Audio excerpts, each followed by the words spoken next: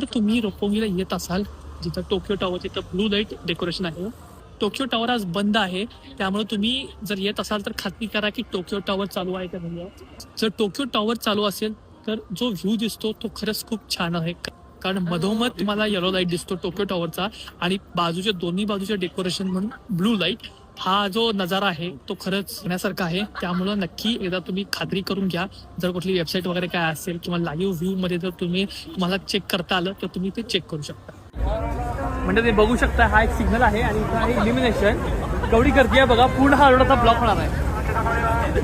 सगळेजण समोर तुम्ही बघा, समोर तुम्हाला एक दिसतोय टोकियो टॉवर दिसतोय तुम्हाला.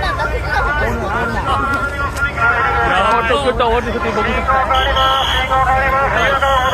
सिग्नल चेंज होते म्हणून सांगतायत ते, पण एवढी गर्दी आहे, ऑलरेडी सिग्नल सांगितलं. आले पोलीस आले. याची तुम्हाला